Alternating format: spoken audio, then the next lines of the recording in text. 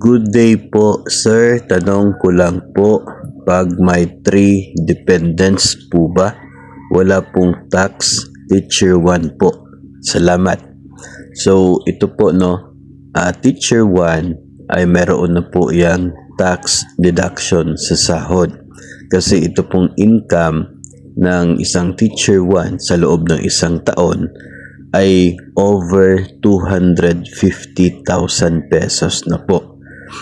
Ang pagkakaroon ng number of dependents sa ngayon under the train law ay wala na pong magiging epekto pagdating sa tax deduction.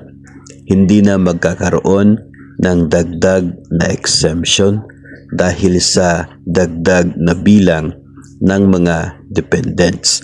Kahit 5 o 10 ang dependents ng isa pong government personnel, taxable pa rin siya as long as over 250,000 ang kanya pong income sa loob ng isang taon. At tinutukoy nating income dito ay net of mandatory deductions. Tanggal na yung deduction sa GSIS, PhilHealth, Pag-ibig.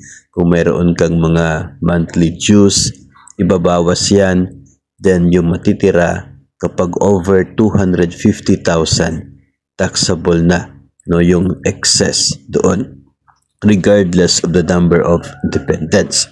Nung dati kasi ay mayroong dagdag na exemption kapag ikaw ay mayroong dagdag na dependents. Yung pagiging head of the household, meron niyang I guess nasa 50,000 yun. Tapos yung bawat dependent, merong siguro 25,000 ba yun? If tama yung pagkaalala ko. So ngayon ay 250,000 fixed na po yun para sa lahat. Nung dati, mas malaki ang exemption kung mas marami kang dependents. Pero siguro ay hirap din abutin itong 250,000 na exemption. Kung pagbabasihan natin yung amount ng tax exemption, ay mas pabor pa rin ito sa ngayon na nasa 250 naka-fix.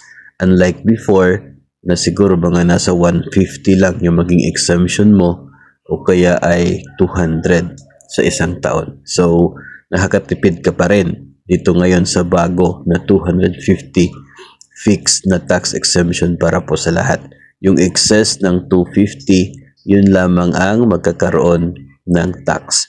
So, to answer the question ay wala po. Walang epekto ang pagkakaroon ng dagdag na exemption. Magkakaroon pa rin ng tax deduction ang isa pong teacher 1 kahit 3 na yung kanyang dependents o kahit 5 o 10 pa ang dependents ng isa pong teacher 1. Dahil kung pagbabasihan natin yung sahod ng isang teacher 1, lagpas po sa 250,000 ang kanya pong income net of mandatory deductions sa loob ng isang taon.